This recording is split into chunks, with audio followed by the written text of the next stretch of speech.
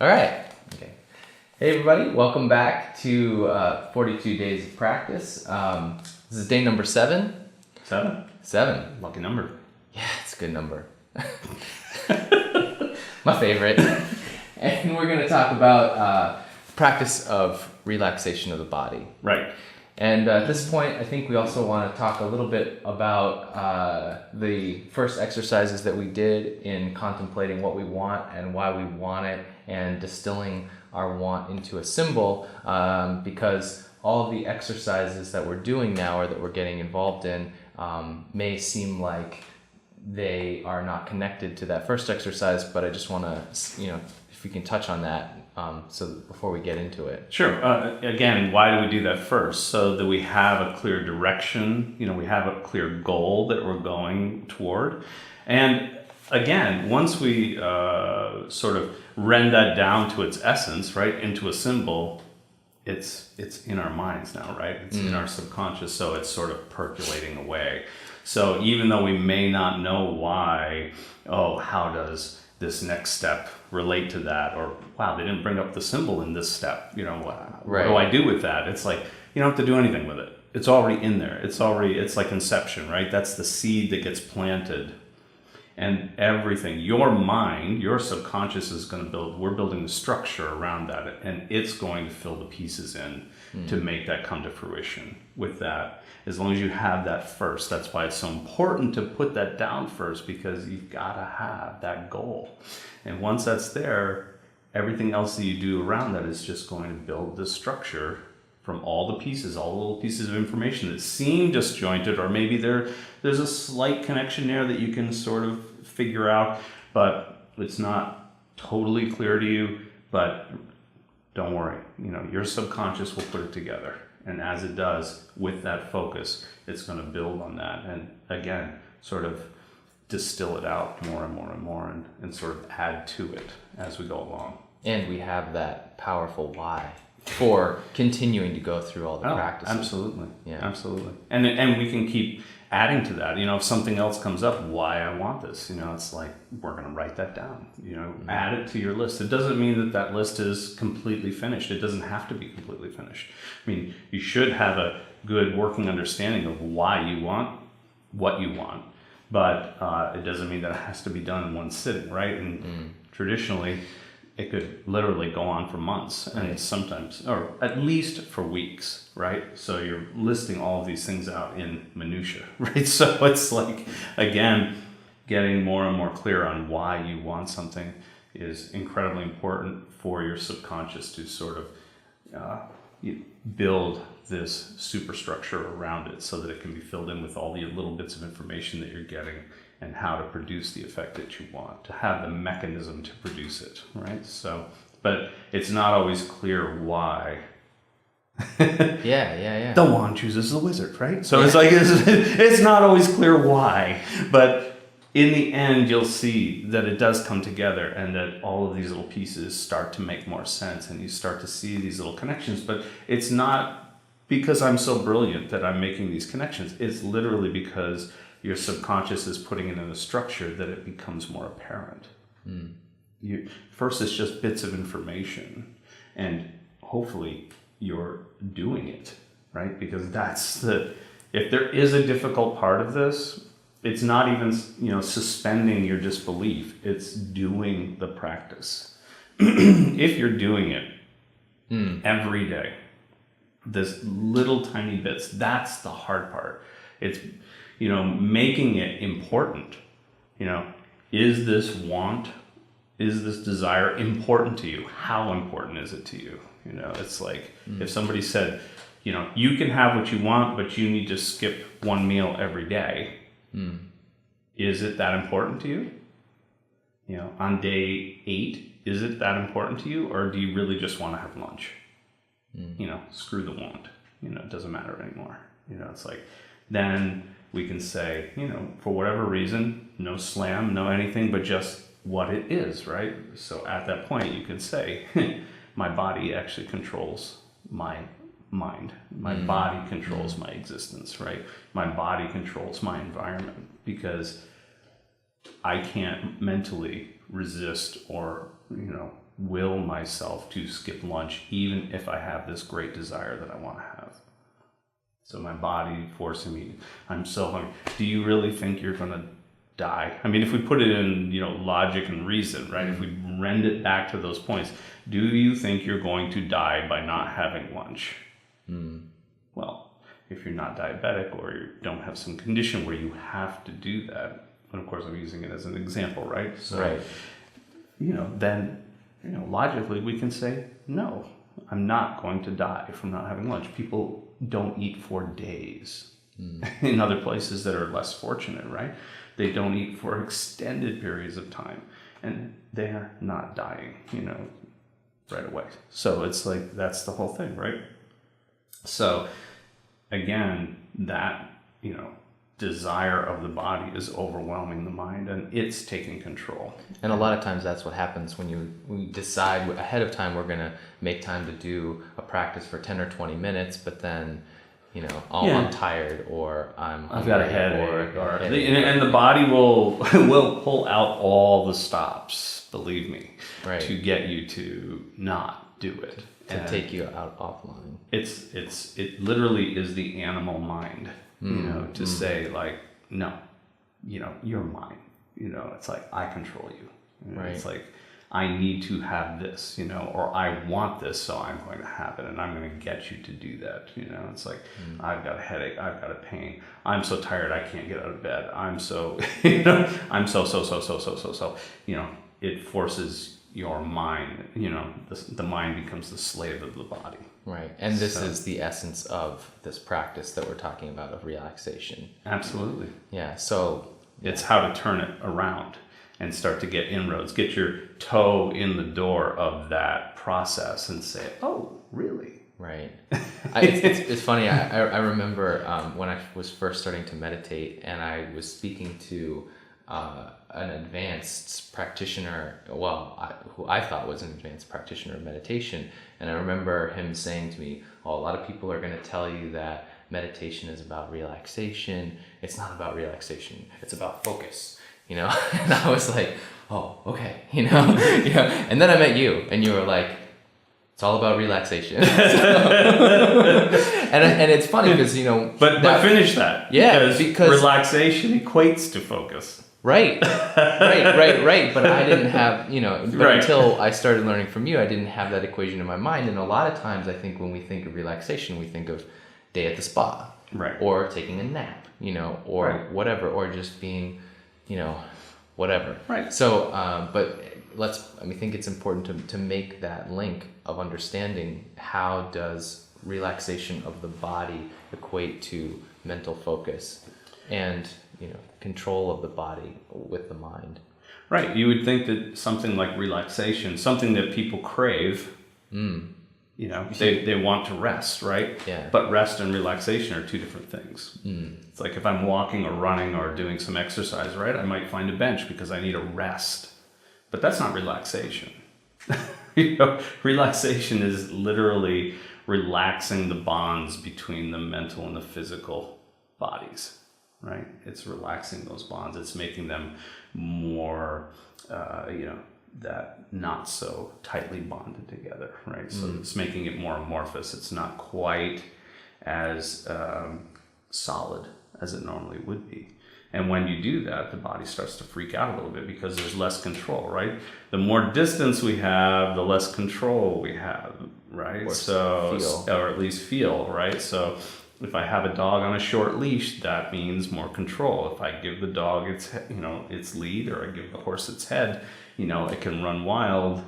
There's less control on my part, right? So, in order to do that, and a lot of times when the body and the mind sort of get into that position, the body feels like it has less and less control, and it can't exert its influence on the mind and control it and keep it bonded together very tightly.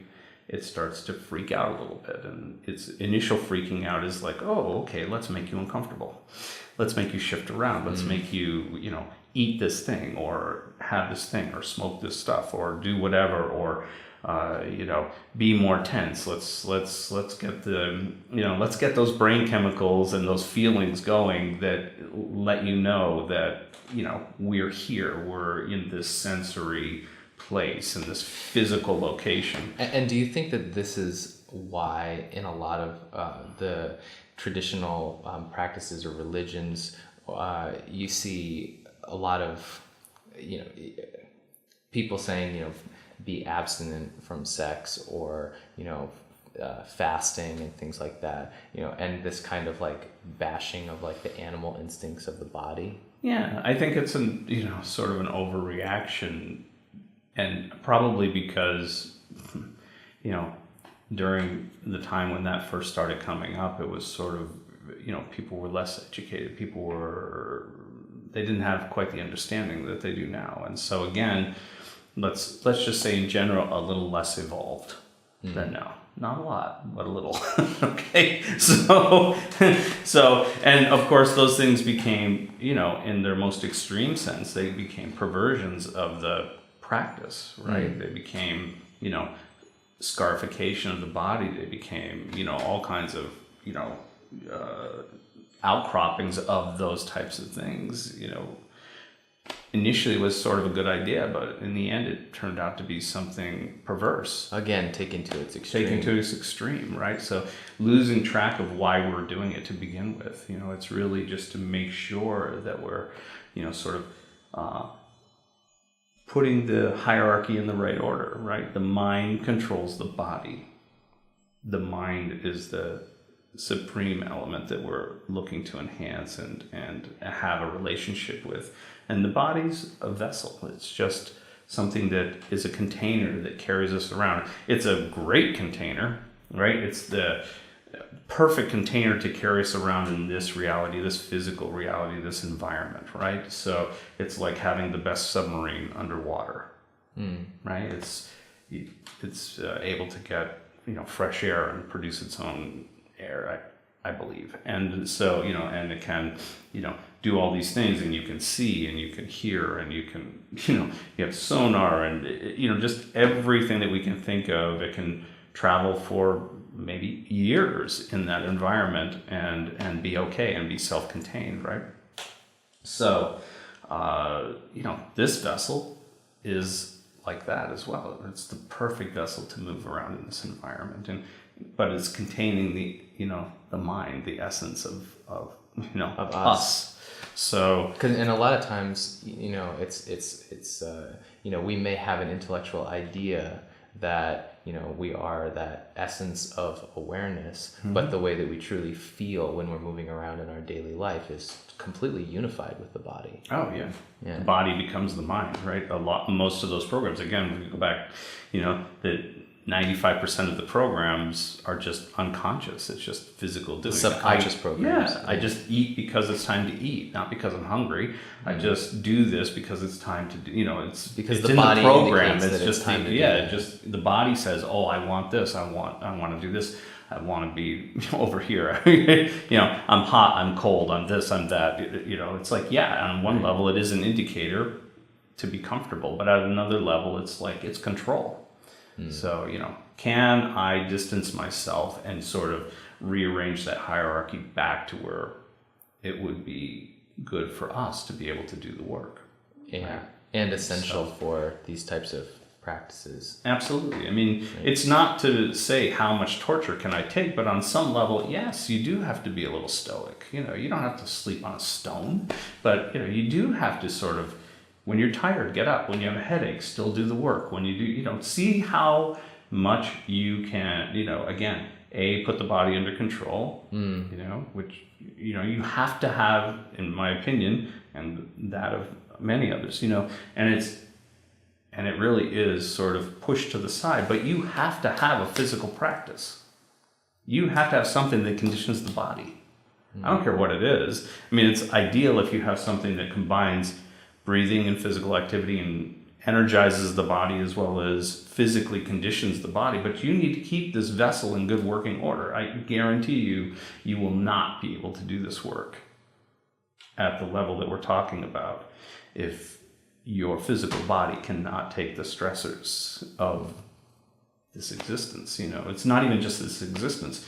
Again, you have to suspend your disbelief in thinking that energy is just some kind of foofy woo whatever.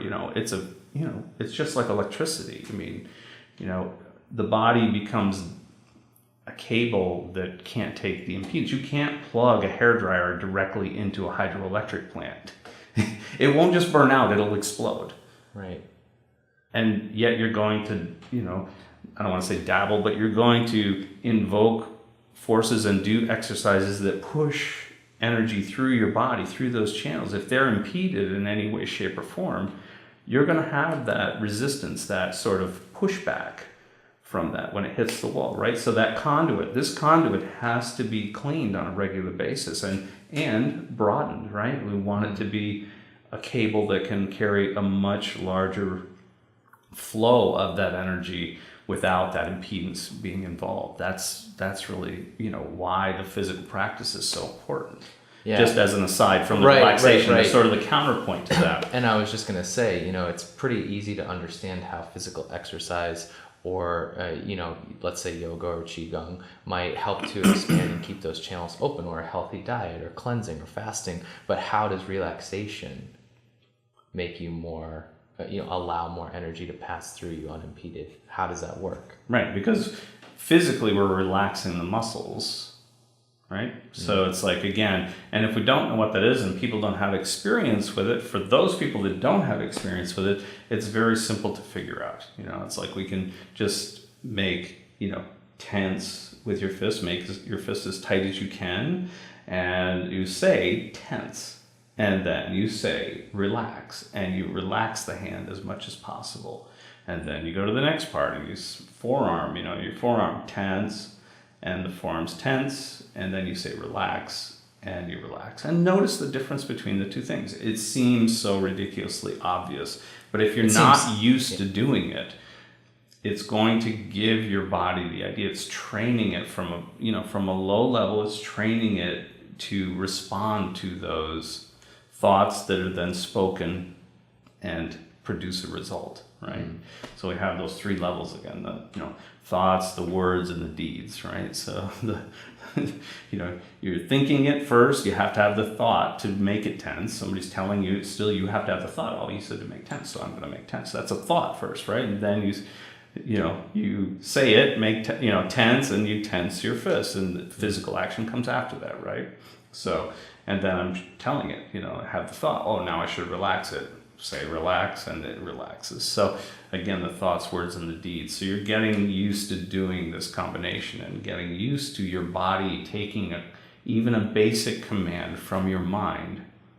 And then as you get to do, more intricate things and there are more complicated things coming, that it's already trained to do that. It's already trained to obey that process. And it's slowly shifting that hierarchy back to the normal representation, which it should be, is the mind controlling the body. Yeah. So, yeah. So, and we should say too that basically relaxation, in some ways we call it the bridge, right? So yes. The bridge to being able to produce more of an effect from the mind to the physical, right? Because that's perfect, because basically what we're saying is, we can start with an idea of creating something that we don't have, that we want. We're speaking it aloud, we're writing it down. We're going through this predominantly internal process to help to produce, manifest, create an external result. Something physically, something that's made of body, that's here in this place. So, right.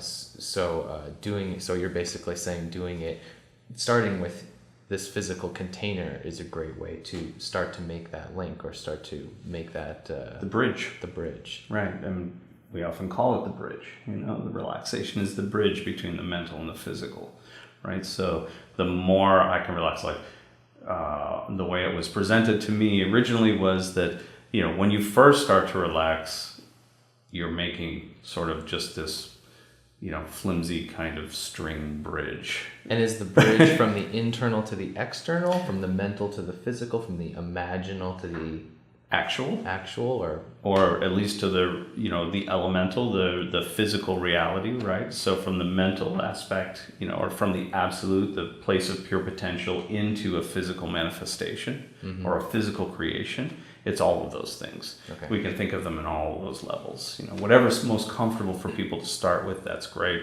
Some concepts will be a little more abstract for people in the beginning, and that's okay. It's like as you experience things, not just intellectualize them, as you experience things, which is so key, that understanding is going to come about more and more. And then you're going to think about it again. You're going to have a different understanding. And then you're going to do the practice and you're going to have a different experience. It's going to be more profound. It's going to be bigger. And so every time we do the relaxation in different ways and in a deeper way and a quicker way, it starts to build. So from this little string bridge, we get a rope bridge. And then from the rope bridge, we get, this nice sort of a rope bridge with wooden slats that we can carry more and more things across, right? And so then it becomes, bigger and nicer, and suspension bridge, and then it becomes this 8-lane highway that's concrete and steel that we can then transfer the mental aspect, or from the potential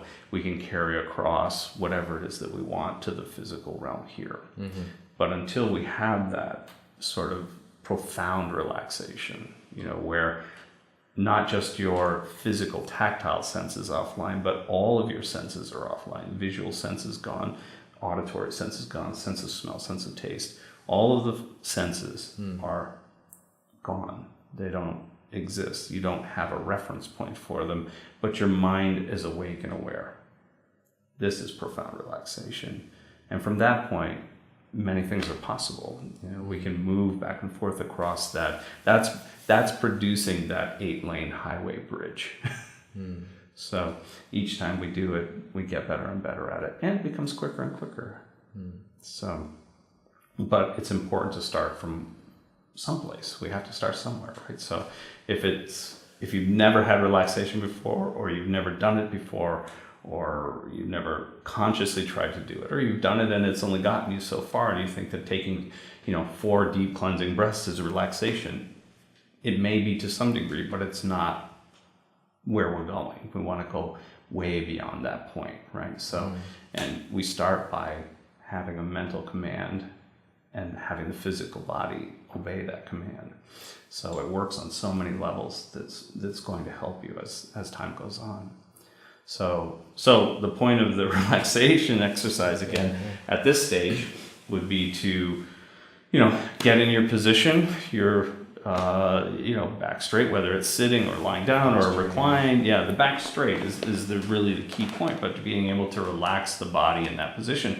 Sometimes when we get to the stage of relaxation, it seems funny to people. It's like, well, I can't totally relax because I'll fall over. It's like, right. My back is straight and I'm all in this nice proper position, but how do I relax from that? Because it seems so formal and so like almost military, position in a sitting position. But believe me, it does happen. You can train yourself to do that. But if you do need the back of a chair and that feels more comfortable to you, it's perfectly fine. Again, as long as your back is straight. If you, a lot of times if I use the back of a chair, I'll put a small pillow so that my lumbar is supported, and I can use that as a backrest if I'm going to be there for a long time. And whatever makes you comfortable, as long as your back is straight and you can relax completely, you're good. Legs crossed, legs uncrossed, whatever.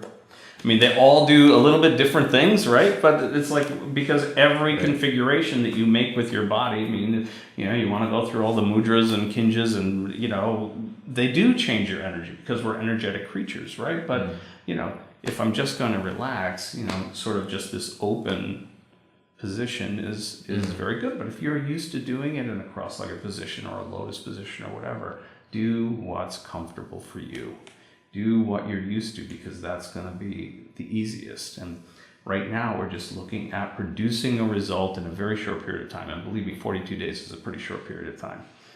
So we want to get through this. So we want to get through and we want to get to the end result. I want you to prove to yourself, demonstrate your own power by being able to produce a result in a relatively short period of time by just following along and doing these exercises to the best of your ability.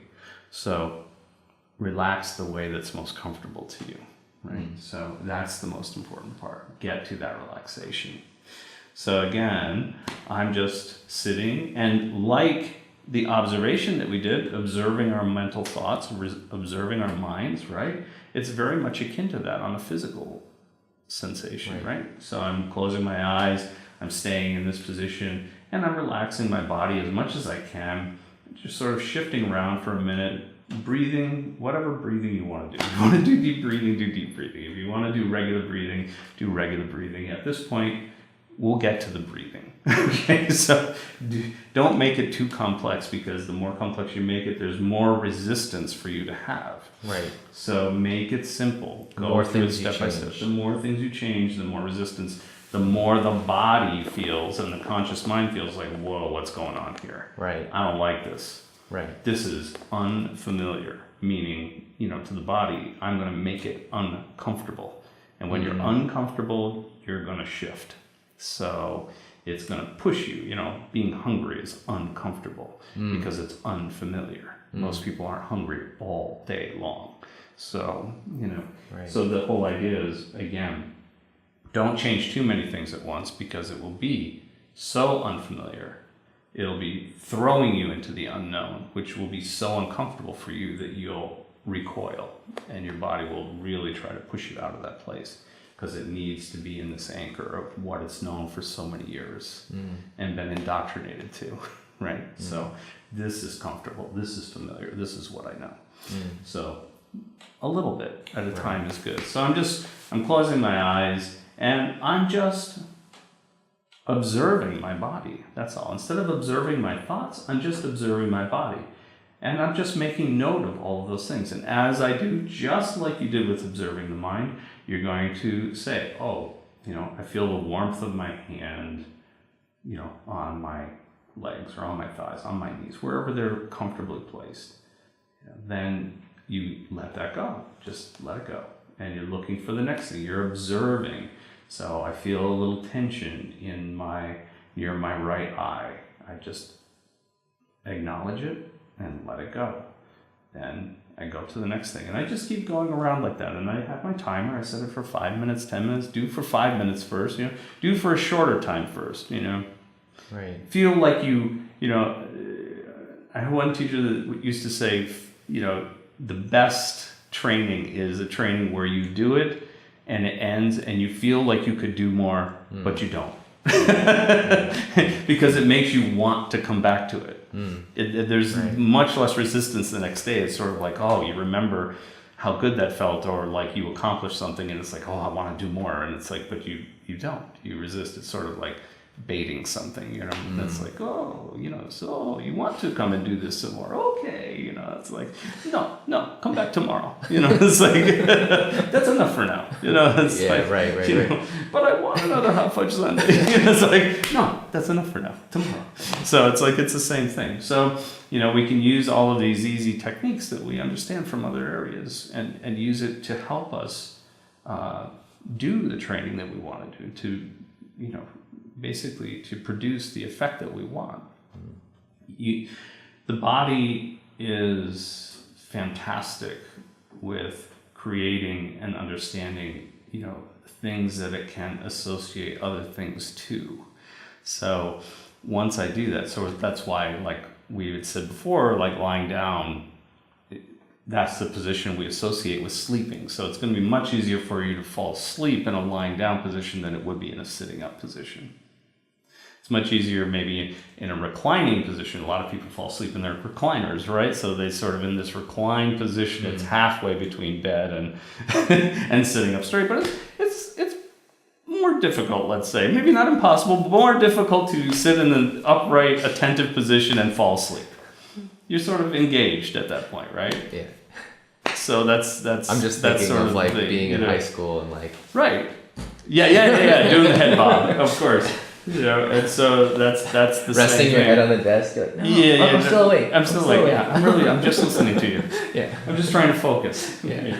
So that's right. So it's that association, right? So it's again, we can utilize that in our favor. As many things as we can find that would be a detriment, we can also find the opposite, right? So we can find associations that we would correspond with something that can help us in our training.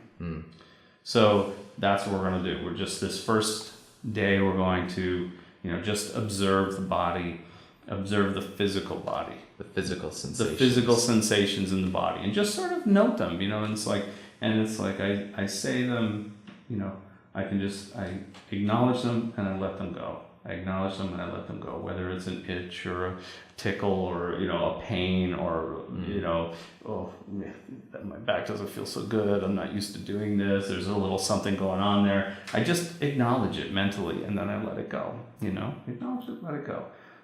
Go to the next thing. And just wherever your mind, wherever the body takes you, wherever the body, and know that every time it does that, it's either showing you a place where there's an impedance, some place where the energy is bound up, or, and or a distraction, right? Just trying to get you to snap out of it. It's like, yeah, you want to scratch that, go ahead, dude. It's like, I'm going to make that so, because as soon as you do that, it's back in control. The body makes you do that. So, and we're going to go into that next, on the next day, right? So it's like, it's like, oh, I'm gonna, but yeah, this is the part where, it's like, again, I want people to feel, that it's not all this dark, secret, whatever, and it should be approached with this sort of adventurous attitude, like, oh, can I really do this? It's like, can I be a little Spartan? I don't have to be sleeping on a stone every day. I don't have to be, whipped with a cane. I don't have to, run in the field in 13-degree weather, right? With no clothes, what it's like. But if I said, if my mind said you should do this, that you could do it. So the gap between those two things is, these simple exercises first, it's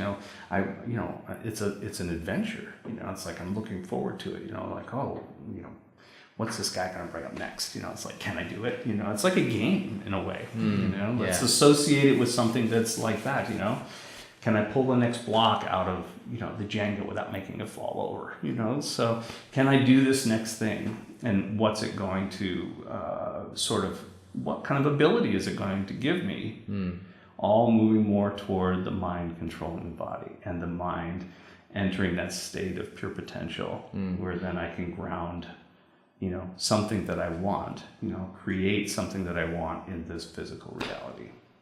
Not without, not through some sort of, weird, like sitting on the couch wishing for something long enough and it just physically appears, but through a very, strong understanding of a mechanism that it goes through, by making the physical body, the mind control the physical body, by, bringing all of these elements into place, by showing that your environment is a complete and perfect reflection of your subconscious, so that you can change the internal will change the external.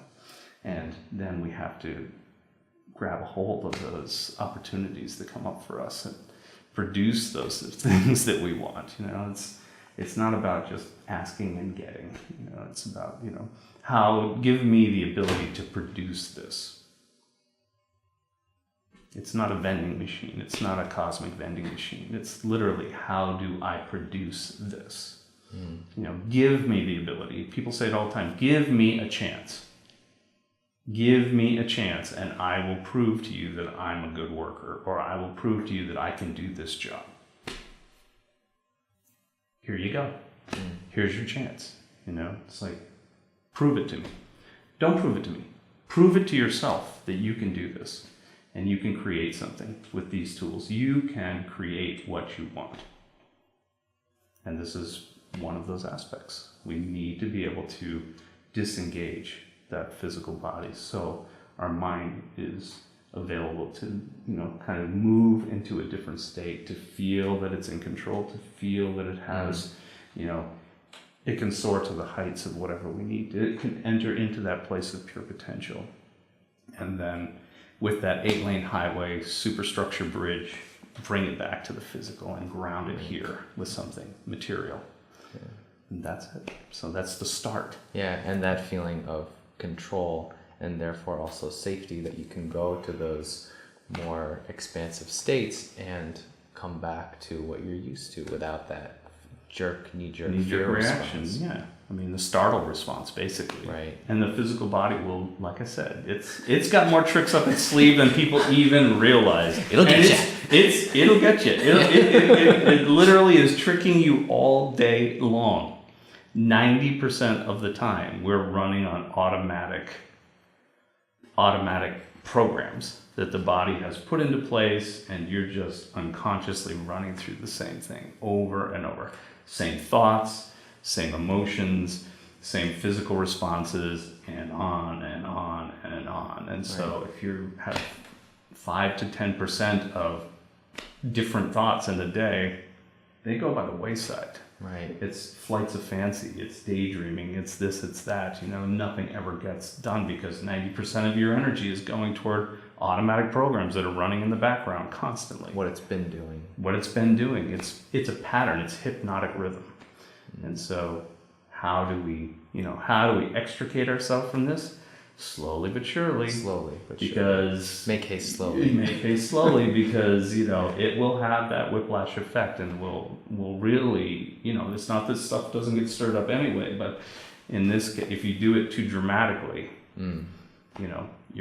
you're in for a wild ride, because it's gonna slam you pretty hard. Right. It's like, no, I don't think so. I am in control here, mister. So that's it. So it's like, in a way, we're trying to be a little more subtle and, get control back slowly. Mm-hmm.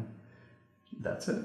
So today, 5 to 10 minutes of just that, observing the body, feeling the sensations where they are, identifying them mentally, and, then letting them go and moving to the next one. And just let it go wherever it's going to go. Just don't try to control it. Just identify, let it go, move to the next thing. That's it. Awesome. That's a start. Great. All right. Good luck, guys. And thanks for being with us again. Yeah. And we'll see you tomorrow. Adventure time.